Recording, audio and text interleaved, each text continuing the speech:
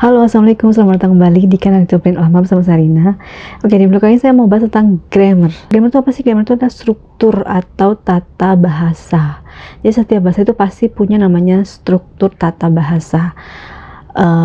Dan dia juga sebagai alat untuk membaca, mendengarkan, berbicara, menulis. Jadi kalau misalnya alatnya nggak kita pakai, atau kita nggak tahu, itu bakal berantakan. Jadi kita menggunakan grammar sebagai alat untuk berbicara, menulis, mendengarkan, dan membaca. Grammar adalah bagian yang paling dihindari ketika belajar bahasa. Waktu awal-awal belajar grammar juga emang agak susah. I study grammar.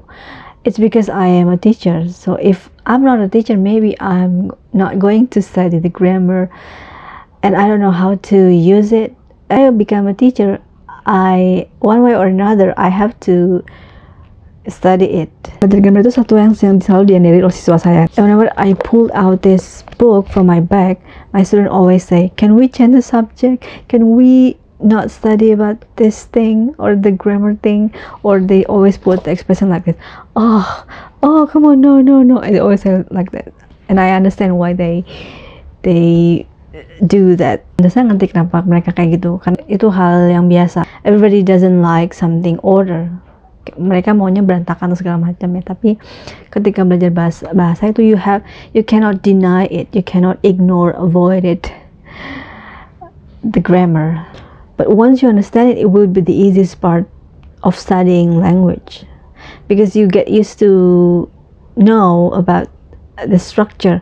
For me, it took a long time to understand about the grammar, but once you understand it, you don't need to know the meaning of the vocabularies. You just have to know about the pattern. So grammar is only about the pattern. Once you know about the pattern, or you remember about the pattern, it will be easier to make a sentence grammarly. So the thing that you have to do is remember it, the pattern. Buat orang Indonesia mungkin agak susah karena kita nggak kenal waktu ya, maksudnya untuk tata bahasa Indonesia mungkin lebih mudah dibanding bahasa-bahasa lain. Tapi nggak tahu ya, mungkin ada bahasa lain juga yang emang mereka nggak pakai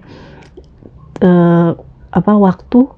Tapi nggak tahu juga. Tapi kalau bahasa Indonesia nggak pakai waktu. Jadi ketika kita belajar bahasa asing terus mereka ada waktunya, apalagi tambah lagi dengan grammatical gender, ada gender gitu ya, kayak bahasa Spanyol sama bahasa Arab, itu pasti bakal susah buat menerapkan grammar di bahasa itu gitu. Atau kita untuk paham atau untuk menggunakan grammar itu pasti bakal susah banget karena kita nggak menerapkan di bahasa Indonesia.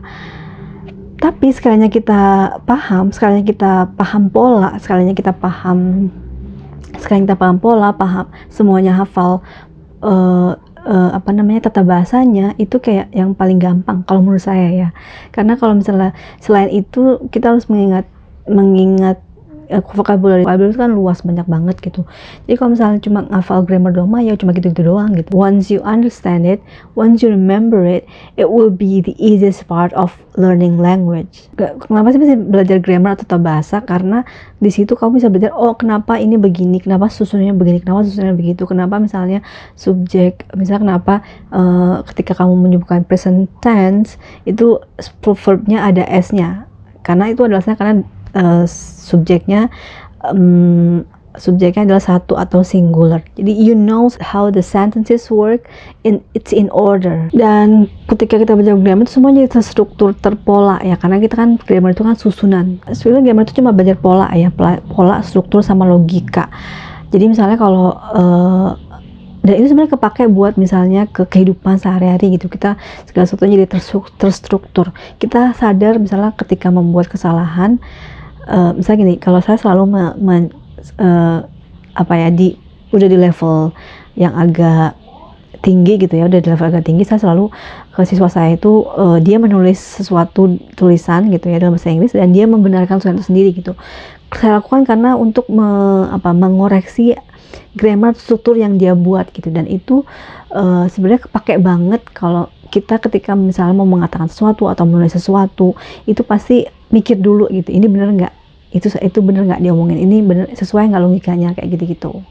Jadi salah satu fungsi kita, salah satu manfaat kita belajar struktur itu bisa diaplikasikan ke kehidupan nyata. Atau misalnya kalau teman-teman suka baca atau suka nulis gitu, jadi sadar, oh ini tuh strukturnya begini, oh ini waktu kita sadar dengan waktu, oh ini dibuatnya waktunya hari ini atau tanggal berapa ya, karena struktur itu pasti berhubungan sama kalau kita belajar bahasa asing gitu ya, bahasa Spanyol, bahasa Inggris gitu, terutama bahasa Inggris, itu pasti ada waktu ya. Nah kalau untuk bahasa-bahasa lain lebih dari itu, mungkin ada waktu juga, ada gender juga gitu. Setiap struktur itu mungkin macam-macam ya.